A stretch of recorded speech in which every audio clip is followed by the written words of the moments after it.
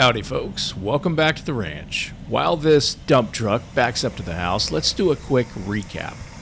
A little over 3 years ago, Lady and I had a crazy idea, and we bought this place. Now don't get me wrong, we bought the place for the land. The house was sold as a teardown, but there's just something about it. It's beautiful! Can't deny that.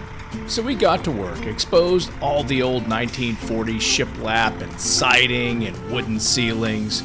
We redid all the plumbing, all of the electrical, and when the budget-busting work was done on the inside of the house and it was livable, we moved on to the outside and moved on to our wish list items, which included a covered patio for the porch with beautiful vaulted cathedral ceilings and a huge stone fireplace for, well, every day of the year because it's awesome, and a new roof because we needed our feed buckets back out from the attic that were catching water every time it rained. And now you're caught up, right in time to dump some dirt.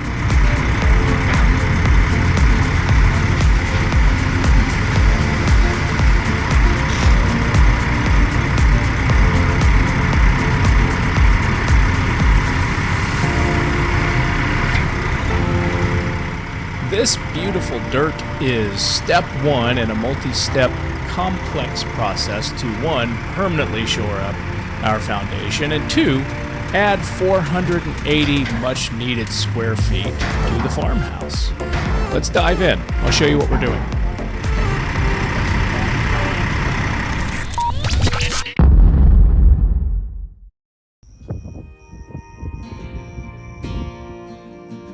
Today we are laying the foundation for the 480 square foot addition, and Julio and his trusted concrete contractor Chris have come up with a brilliant design to solve my water flow and drainage issues.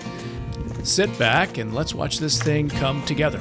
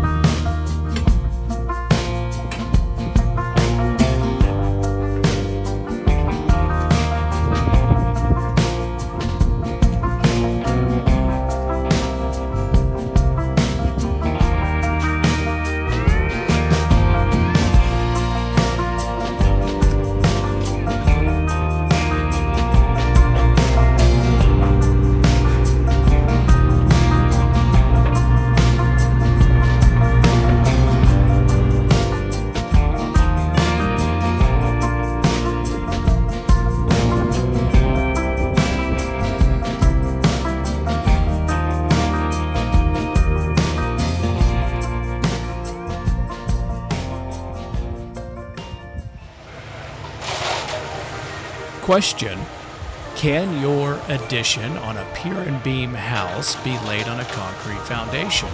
Answer: yes.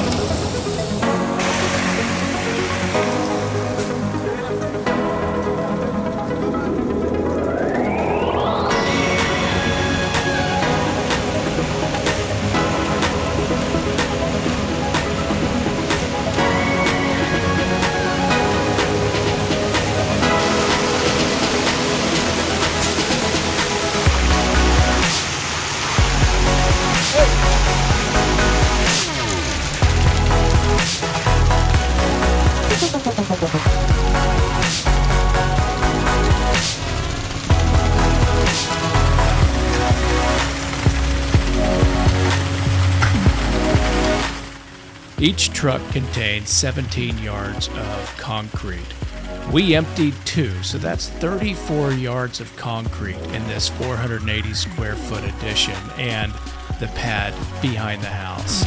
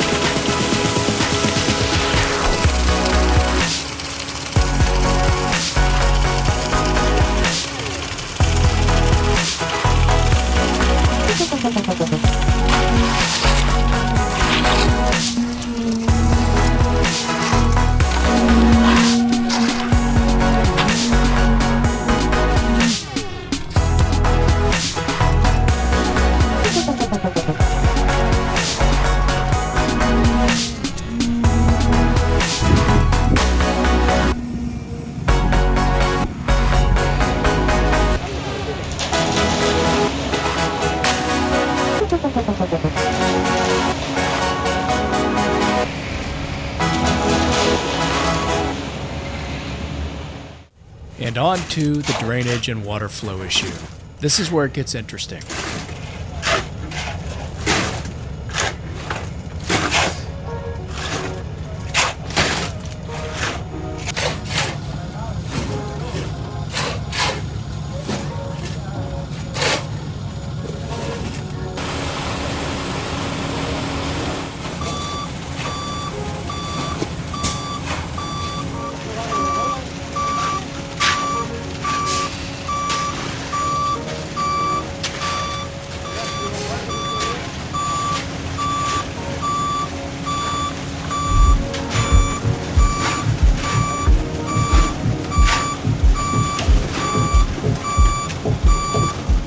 It's about noon. See where the shadows cast on that footing? That's about where the roof line is.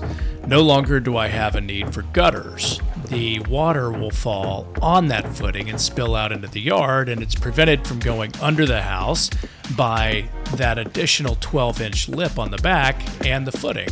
So it'll run along the designated path through the tunnel under the addition and out to a designated drainage area.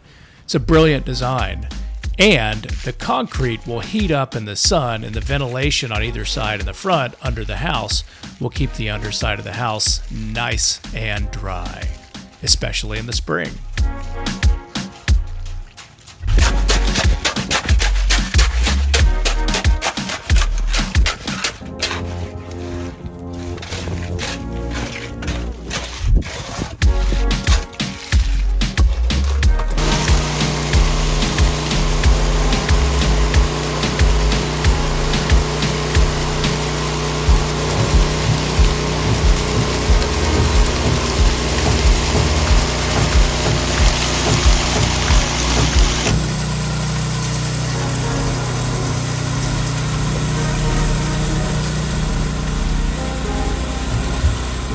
You ever seen a blown tire on a concrete truck? It's not an easy fix. And if you're a driver of a concrete truck and you blow a tire, after Julio says, "I wouldn't go over there, you might blow a tire," that's gotta hurt the ego. Julio's helping us out at quitting time.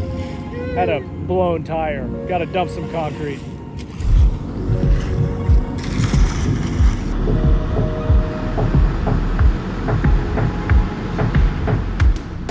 6 hours later, problem solved. It's quitting time.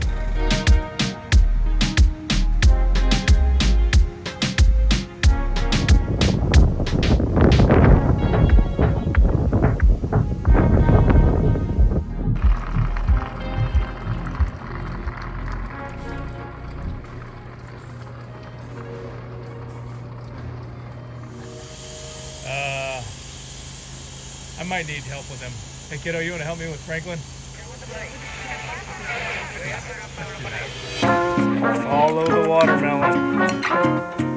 If you're new to the channel and you haven't met Franklin, he is a 130-pound, 26-year-old sulcata tortoise.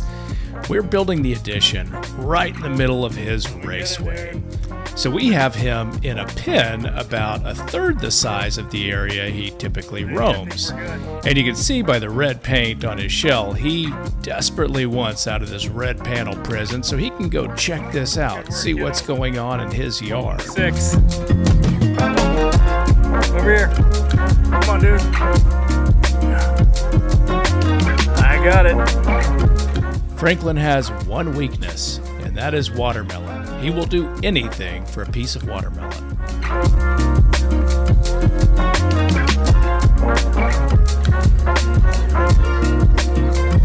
Come on, dude.